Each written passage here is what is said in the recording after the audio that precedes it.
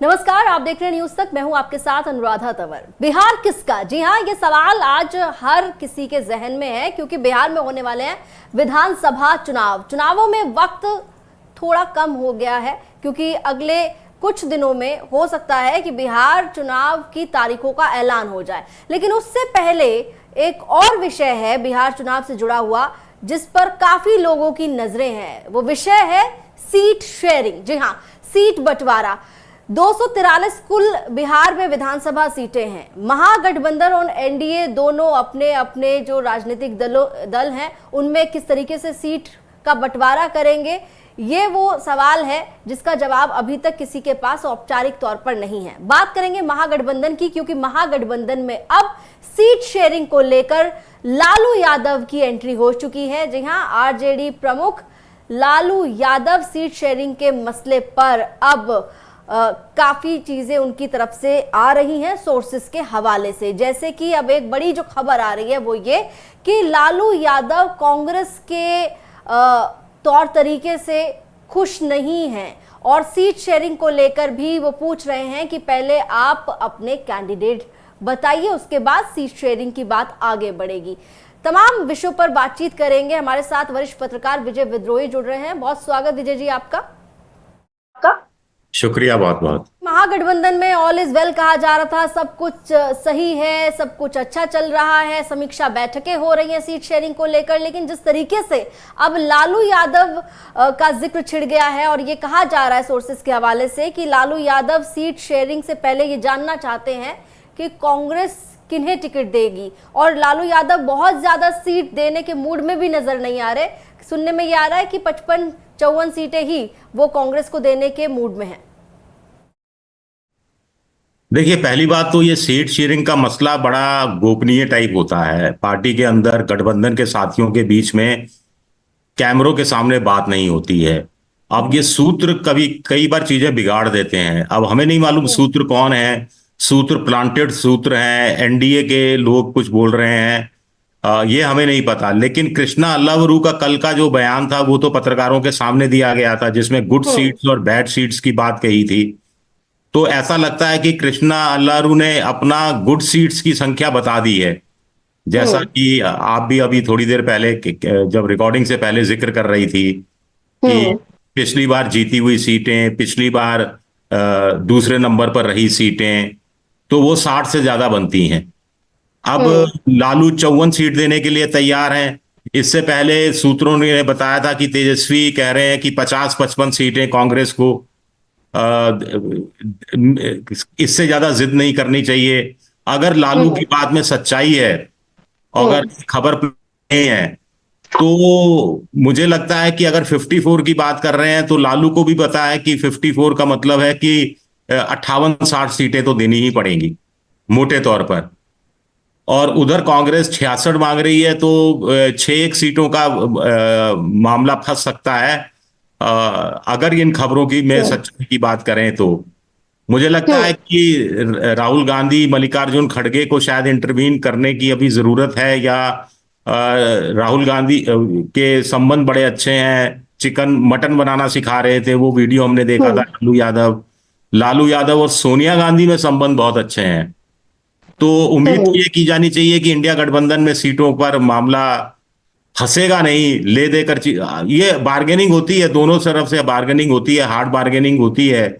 और कांग्रेस को ये लगता है कि वोट अधिकार यात्रा के बाद वो बहुत ज्यादा पॉपुलर हो गई है। पॉपुलरिटी अलग है, लेकिन आपका जमीन पर संगठन नहीं है, जमीन पर आपके कार्यकर्ता नहीं है। इस सच्चाई से कांग्रेस मुंह मोड़ नहीं सकती। अंदर की जो बात चल रही है वो ये कि वोटर अधिकार यात्रा के बाद कांग्रेस नेताओं का ये कहना है कि हमारे जो कार्यकर्ता हैं वो काफी सक्रिय हो चुके हैं, लोगों में जोश है और जिस तरीके से उन्होंने अपना अंगणित जो बनाया है उसके मुताबिक वो कह रहे हैं कि 19 वो सीटें जो हमने पिछली बार जीती थी, 44 वो सीटें जिन पर हम रनर्स अप थे, और उसके अलावा 3 और सीटें, कुल आंकड़ा हो जाता है 66। हमें 66 सीटें इस चुनाव में लड़ने के लिए चाहिए, ऐसा जानकारी मिल रही है। पिछली बार कांग्रेस 70 सीटों पर लड़ी थी। अगर पिछली बार की बात की जाए तो उसके मुकाबले तो कांग्रेस वैसे ही कम मांग रही है। और कांग्रेस के नेता बिहार के प्रभारी कृष्णा अल्लावरू ने भी ये बात कही कि देखिए, क्योंकि अब नए पार्टनर्स भी हैं तो थोड़ा बहुत सेक्रीफाइस तो हर किसी को करना होगा और वो किया भी जाएगा। लेकिन क्या वो सेक्रीफाइस इतना बड़ा होगा कि कांग्रेस पिछली बार के मुकाबले इस बार 16 सीट कम पे लड़े? देखिए, कुल मिलाकर आप चीजें देखिए कि एनडीए में भी सीट शेयरिंग को लेकर अभी सीरियस टॉक शुरू नहीं हुआ है, लेकिन एनडीए के सूत्र कोई खबर बाहर नहीं दे रहे हैं। इंडिया में भी कोई सीरियस टॉक, इंडिया गठबंधन में भी या महागठबंधन में भी कोई सीरियस टॉक नहीं है। सीरियस टॉक तब होगा जब लालू बैठेंगे, राहुल होंगे, मल्लिकार्जुन खड़गे होंगे, तेजस्वी यादव होंगे और दीपांकर भट्टाचार्य होंगे, या मुकेश सहनी भी अगर होते हैं या नहीं होते हैं, जो भी है। तो ये सब बातें अभी बहुत ज्यादा इस पर हम अभी अभी जो खबर आई है और खबर को हम सही मानकर इस पर चर्चा कर रहे हैं। सिर्फ इस लिहाज से देखा जाए तो महागठबंधन के लिए अच्छी खबर नहीं है, महागठबंधन के लिए अच्छी खबर नहीं है। लेकिन दूसरी 2-3 चीजें हैं। बहुत ओपन स्पेस में कृष्णा अल्लावरू सीट शेयरिंग पर बात करते हैं। वो प्रेस कॉन्फ्रेंस में ये बात करते हैं कि देखिए, सीट शेयरिंग जो है वो वक्त रहते हो जानी चाहिए। ये उन्होंने बहुत पॉइंटेड बात की हुई। उसके अलावा कृष्णा अल्लावरू ने इस बात पर जोर दिया कि अच्छी और खराब सीट के बीच जब सीट बंटवारा होगा तो उसमें संतुलन होना जरूरी है, उसमें संतुलन होना ही चाहिए। ऐसा नहीं होना चाहिए कि एक दल को सारी अच्छी सीट दे दी जाए और दूसरे दल को सारी खराब सीट दे दी जाए। तीसरी बात यह कि एक तरफ कृष्णा अल्लावरू कांग्रेस अपनी तरफ से अलग अलग प्लेटफॉर्म पर सीट शेयरिंग की बात को लगातार प्रमोट कर रही है। दूसरी तरफ अगर हम लेफ्ट की बात करें, जो महागठबंधन का हिस्सा है, उनकी तरफ से करीब करीब 40 सीटों की मांग की जा रही है। पिछली बार लेफ्ट पार्टीज जो है वो 29 सीट्स पर लड़ी थी, इस बार वो 40 की आस कर रही है। और तेजस्वी यादव खुद चाहते हैं कि लेफ्ट को ज्यादा सीटें दी जाए क्योंकि उनका स्ट्राइक रेट पिछली बार अच्छा रहा था। हाँ, देखिए, 2 सवाल हो गए। एक तो कांग्रेस की बात करें तो मुझे नहीं मालूम कृष्णा अल्लावरू का मैथ कितना सही है।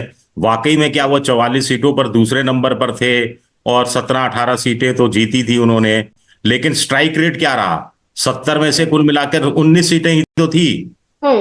तो नंबर 2 पर अगर आप 5 साल पहले रहते हैं और 5 साल बाद आपके वहां पर कुछ समीकरण भी बनते बिगड़ते हैं, तो उस हिसाब से ये सिटिंग गेटिंग वाला फॉर्मूला नहीं चल सकता कि भाई पिछली बार जहां जहां हम नंबर 2 पर थे वहीं से हम लड़ेंगे।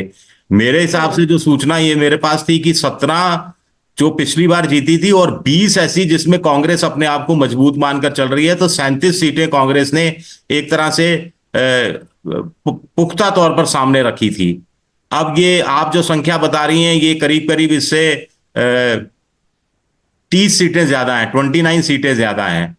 तो मुझे लगता है कि कांग्रेस भी जानती है कि जो वो मांग रहे हैं वो मिलने वाला नहीं है, लेकिन थोड़ा सा अपना अपर हैंड अपनी साबित करने की कोशिश की जा रही है। जहां तक लेफ्ट की बात है तो सीपीएम जो माले 19 सीटों पर लड़कर 13 पर जीते थे। उनका जो वाम दल के अन्य सहयोगी हैं, सीपीआई है, सीपीएम है, ये सब मिलाकर 29 सीटों पर लड़े थे। तो मुझे लगता है कि माले शायद 22 या 23 सीटों पर तैयार हो सकता है और वामपंथियों से कोई बड़ी दिक्कत आने वाली नहीं है। और तेजस्वी यादव भी इस बात को समझते हैं कि वामपंथियों का जो वोट बैंक है बड़ा पुख्ता होता है, वो ट्रांसफर करता है। वो जो भी उनके इलाके से उम्मीदवार है, जिस भी पार्टी का है, उसके साथ लाल झंडा उठाकर चल देता है।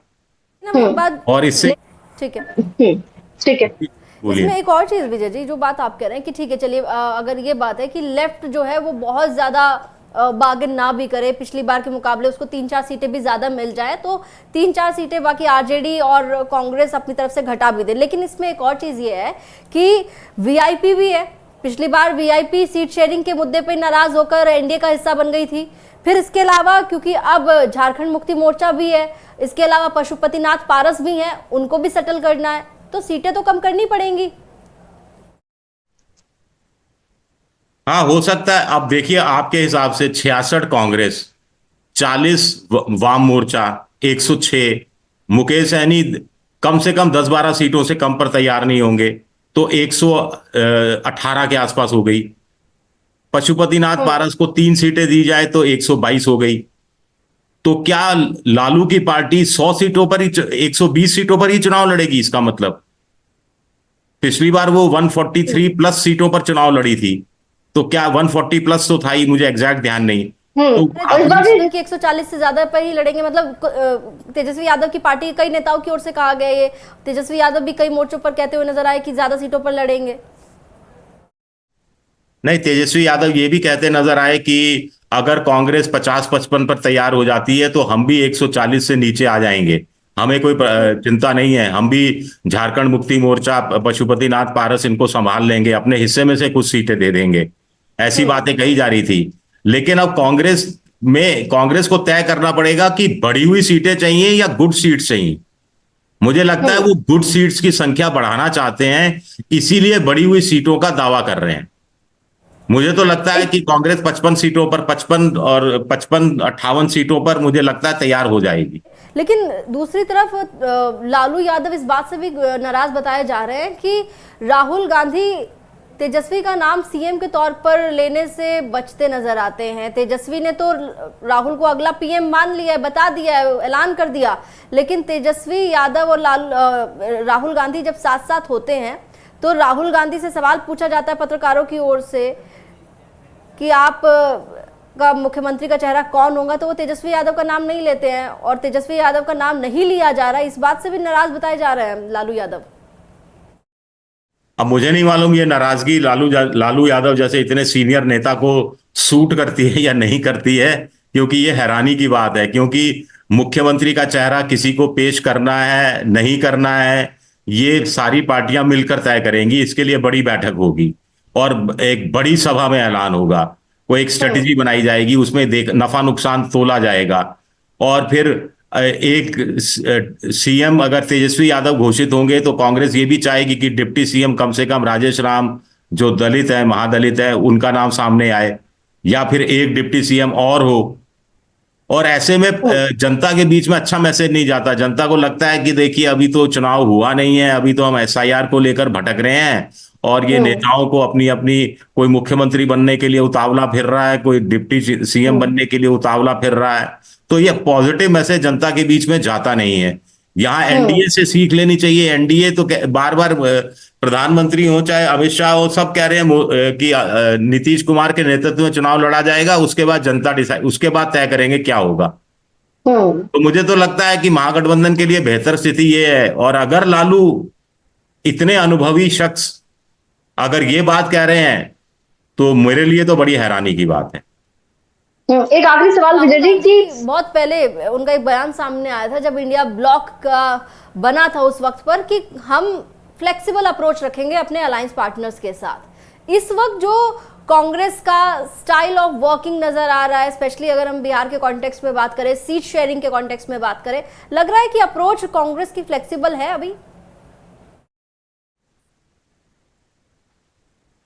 देखिए, मैं आपसे कह रहा हूं कि सीट शेयरिंग में दूसरे दर्जे के, तीसरे दर्जे के, दर्जा से मतलब कि जिन अपनी पार्टी में जो हायरार्की में नीचे आते हैं, वो नेताओं की बयानबाजी अलग होती है, और पार्टी के आला कमान का बयान देना या कोई निर्णय की स्थिति पर पहुंचना वो अलग होता है। तो अभी तो ये सिर्फ दावे हैं, और इनको सिर्फ दावे के रूप में मेरे हिसाब से लिया जाना चाहिए। मतलब कि थोड़ा बहुत तो प्रेशर हर पार्टी बनाती है। वाम मोर्चा भी जब आप कह रही हैं कि 40 सीटें मांग रहा है, तो वो प्रेशर तो हर कोई बढ़ा ही रहा है, और जरूरी भी है। उनको लगता है कि देखिए, जब तक बच्चा रोता नहीं है तब तक माँ दूध भी नहीं पिलाती, तो थोड़ा सा तो रोना चिल्लाना पड़ता है। बिल्कुल देखेंगे कि वाकई अगर ये प्रेशर टैक्टिक्स है कि प्रेशर बिल्ड करके सीट शेयरिंग के मुद्दे पर थोड़ा दबाव बनाया जाए, ये दबाव किसी काम आता है कांग्रेस के, या फिर जिस तरीके से राहुल गांधी बताए जा रहे हैं कि बहुत ज़्यादा सीट देने के मूड में नज़र नहीं आ रहा है कांग्रेस को, पहले कैंडिडेट के बारे में जानकारी चाहते हैं, उसके बाद सीट शेयरिंग पर बात आगे बढ़ाने की बात हो रही है। क्या ऐसा वाकई में देखने के लिए मिलेगा? सीट शेयरिंग पर क्या फैसला होगा इंडिया गठबंधन में, ये वक्त बताएगा। लेकिन अभी फिलहाल चर्चाएं तेज हैं दोनों खेमों में कि चाहे बात एनडीए की कर ले या इंडिया गठबंधन की कर ले, महागठबंधन की कर ले, कि सीट शेयरिंग पर फाइनल फैसला क्या होता है, किसके हिस्से कितनी सीटें आती हैं। जब ये फैसला होगा आपको बताया जाएगा। बहुत बहुत शुक्रिया तमाम बातचीत के लिए विजय जी आपका। शुक्रिया।